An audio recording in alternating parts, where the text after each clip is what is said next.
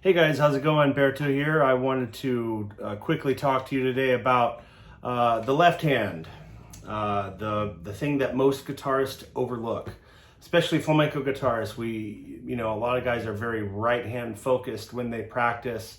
Paco de Lucia famously said that the left hand is the brain and the right hand is the executioner. And when I heard that saying, it wasn't too long ago, probably about 5 or 6 years ago when I heard that, it really made me think. I know I was very focused on my right hand to get, everyone's obsessed with picado, right? So a lot of guys have to work really hard to develop a good picado. So what's the secret behind it? I don't know. When I heard that quote by Paco, it made me think. I had already been working on my left hand for a few years. And it really made me think that, if I think about my left hand when I'm playing a scale or whatnot, the right hand typically will take care of itself. It will do what it needs to do, hence the executioner. Like, it's going to chop the head off the block. It knows what to do. It doesn't have to think about it too much. So if you move your focus over to your left hand, however, you're going to have much better results. So one of the problems that I see pretty much 95% of guitarists have is that they're not pressing with the exact amount of pressure, right? So they're pressing too hard. Their hands cramp up. I had a problem a while back where about 10 years ago where my left hand was cramping up. I was playing a couple pieces by Agustin Barrios and I could never get through them without my hand just completely cramping up. So I decided to come up with a new way of practicing and a new approach.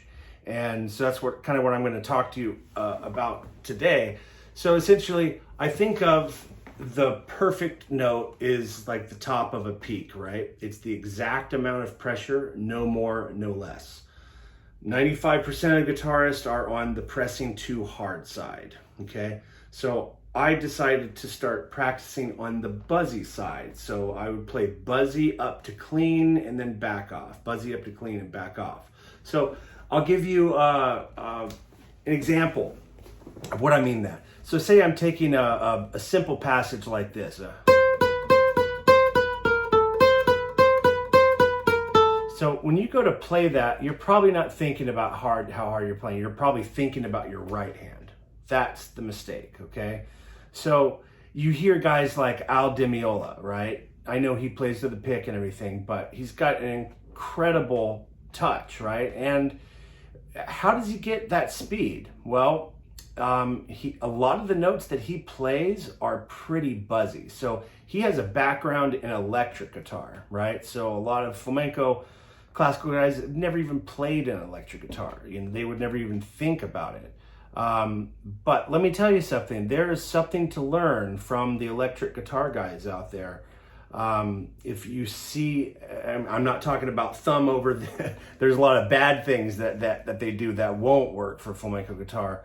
But, the economics of how hard you press, when you press, when you're playing a phrase, I've gotten in the habit of practicing Buzzy, right? So instead of just playing this and not thinking about my left hand,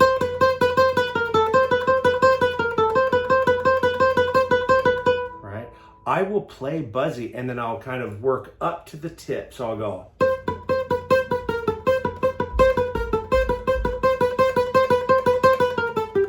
And I'll move to the next string.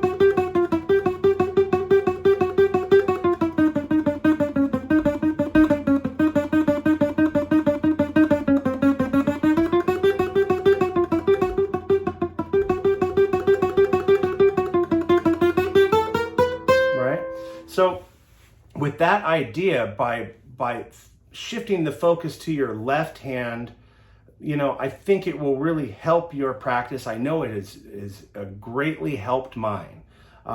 So that's it about how hard to press. There's a few things that you can do to kind of check in to see how hard you are pressing, right?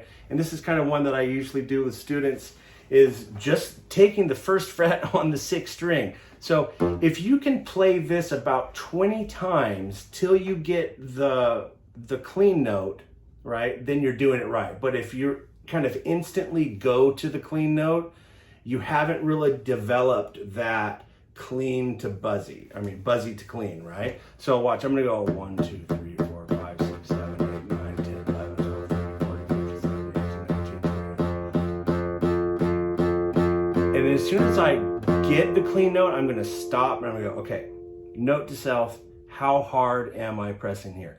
Now, each finger, each string has a different tension, different set of muscles, you know, and just to go the opposite, like say we were taking this G sharp here.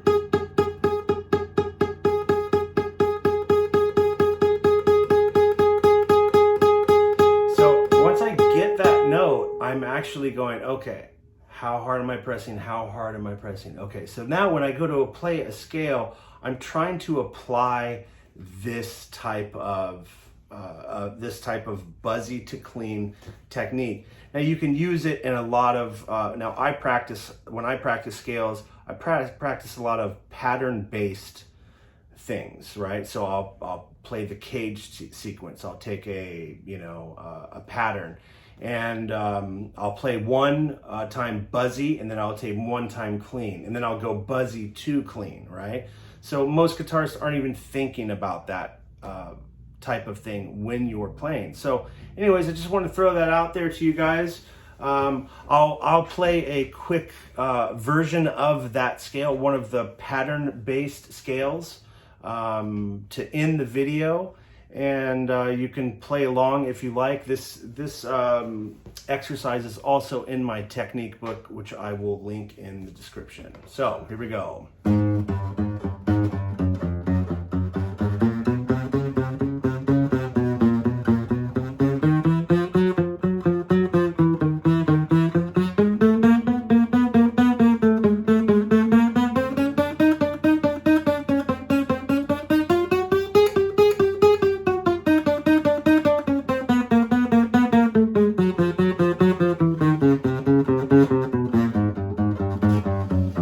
Thing now is going to go up to one half step, right? So 4 3 4 3 4 3 2 1. Those are the numbers in the left hand, right? So that's the first part. 4 3 4 3 4 3 2 1. Okay. Second part is 2 1 2 3 4 1 2 3, and then it starts again.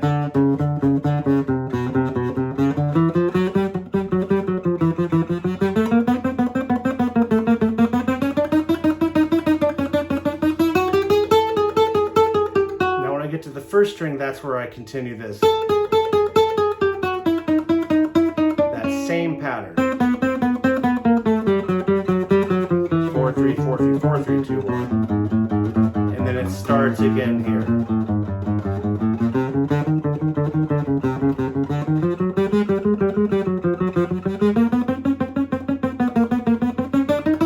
So you can see I'm thinking about how hard I'm pressing when I'm playing the scale.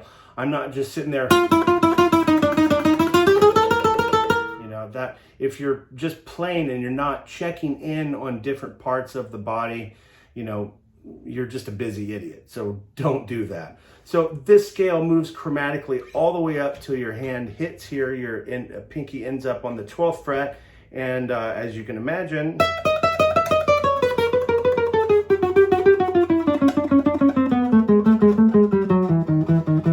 I walk down chromatically.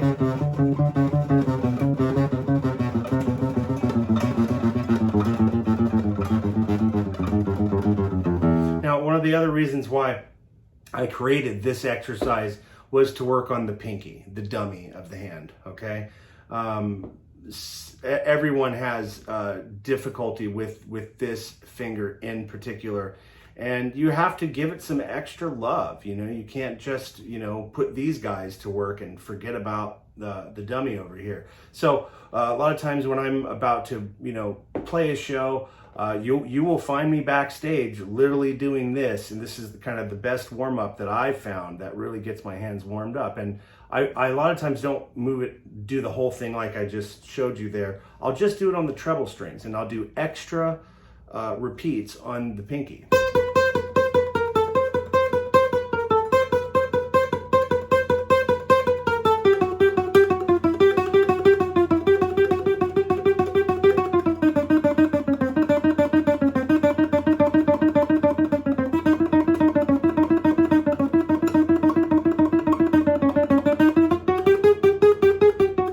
You get the idea. Hope you guys enjoyed it. Please like, comment, and subscribe to my channel. Take care.